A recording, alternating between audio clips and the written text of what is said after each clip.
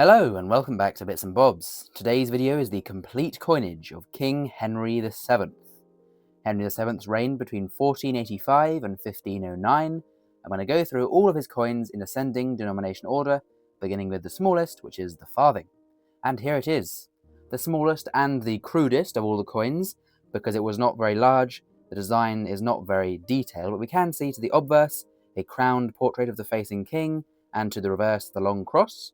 The reverse legend reads simply Civitas London, or City of London, when translated, and the obverse reads Henry by the grace of God. So very simple, very standard design and legend theme. It weighs only 0.15 grams with a diameter of 9 millimeters, so like I say, very small. And the denomination of a farthing is a quarter of a penny, a 48th of a shilling, and 1/960th of a pound. Next up we go on to the half penny, very similar, just larger obviously, twice the size roughly. We have the same sort of design with the crowned facing portrait of King Henry VII and the long cross running through with a border, the legend outside of this. The reverse legend is just simply once again Civitas London, City of London. They do change depending on the mint, so of course one's not made in London would not say that, but London was the main mint. And again there, the obverse legend as we can see. The weight is 0.46 grams for these, 12.6 millimeter diameter. We have half a penny being the, of course, value, which is 24th of a shilling and 480th of a pound. On to the penny. Now there are two types of the penny.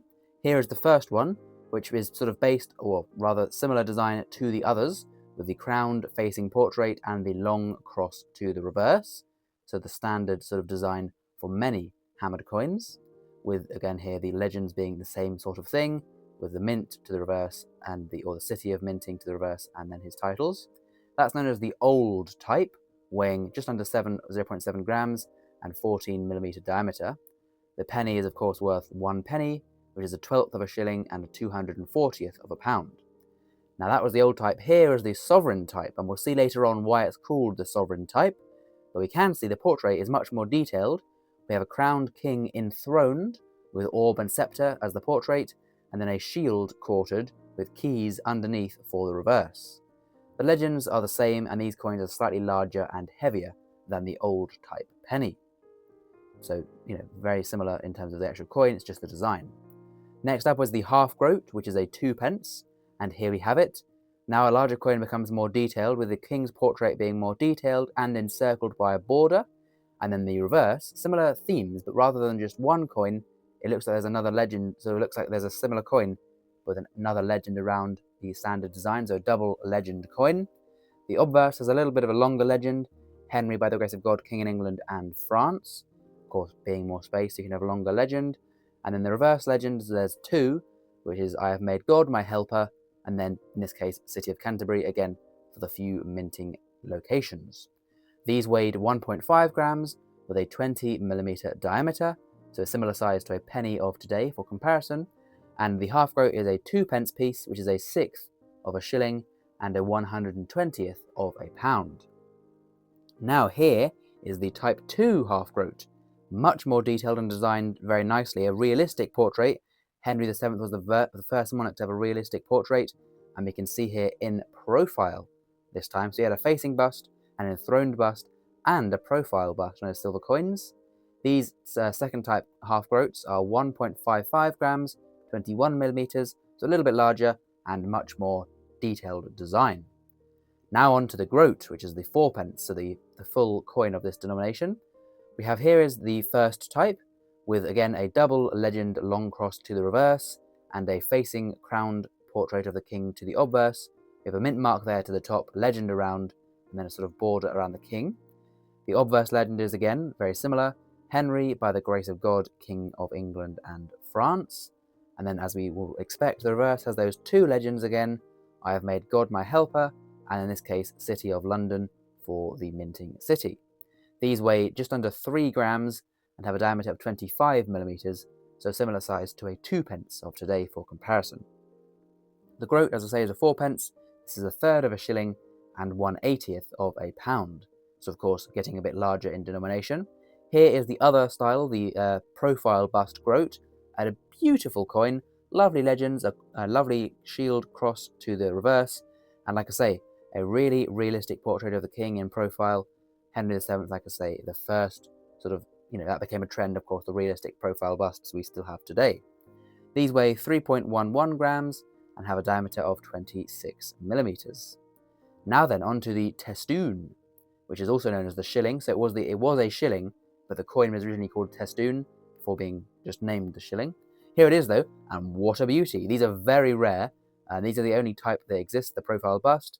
That lovely portrait of the king with a really ornate crown, big legend around both sides, a shield to the center, and look how uniform it all is. Lovely stuff. The translation is Henry VII, by the grace of God, King of England and France, so more space for the legend. And the reverse legend is, I have made God my helper. So a beautiful coin. These weighed 9.07 grams with a diameter of 30 millimeters, so larger than any coin in diameter we use today.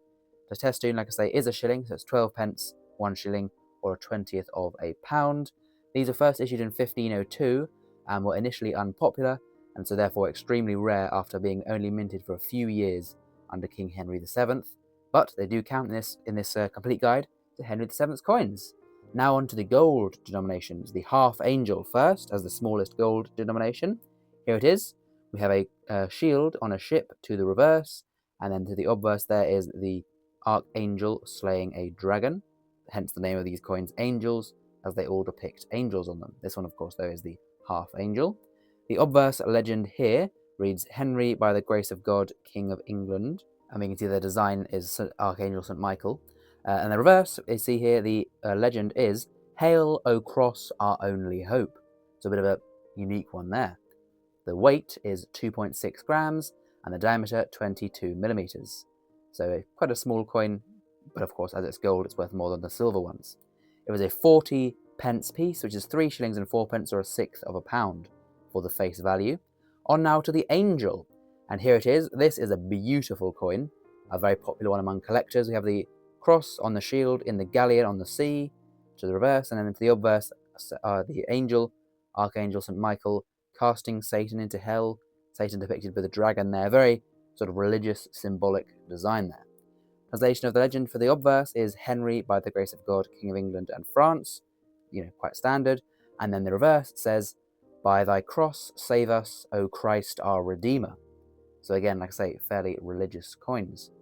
The weight is 5.1 grams and the diameter is 27 millimeters, so they're quite large coins. The angel is 80 pence, 6 shillings and 8 pence, which is 1/3 of a pound, so 3 angels to the pound. Now on to the real, another gold coin, and here we see it, a very scarce one. Even pictures of this coin are hard to come by, and it was not widely used under Henry VII, but we can see Henry VII there depicted himself in the boat to one side, and then the Tudor roses to the other side, so a cool design. Obverse legend reads, Henry, by the grace of God, King of England and France, so quite standard, and the reverse reads, By Jesus passing through the midst of them, went his way. So again, quite unique legends for these gold coins. The weight of this one was 7.78 grams, the diameter of 32.4 millimeters, so a large coin. The real was 120 pennies, which is 10 shillings, or half of a pound, so 2 reals to the pound. And then we have the gold sovereign, probably the most famous coin of Henry VII, as he introduced the gold sovereign in 1489, and here it is. Look at that, it's a splendid coin, displaying all the regality and the power, the influence, the wealth of the monarchy, with the throne, the crown, all the beautiful stuff depicted there. The obverse legend reads, Henry, by the grace of God, King of England and France, Lord of Ireland. So a large coin has more room for more titles. And the reverse legend, again similar to the real, but Jesus passing through their midst went his way. These coins weigh 15.27 grams and are 41 millimeters in diameter, so a huge gold coin worth 240 pennies, which is 20 shillings. Of course, that is the pound coin of the day. So there we go. We have the farthing, the halfpenny, the penny, the half groat and the groat, Teston, and the half angel, angel, real, and sovereign. So quite a diverse coinage for King Henry VII. Please subscribe if you've enjoyed learning about it. Comment down below, do you have any of these coins? And of course, a big thank you for watching. See you next time with Bits and Bobs.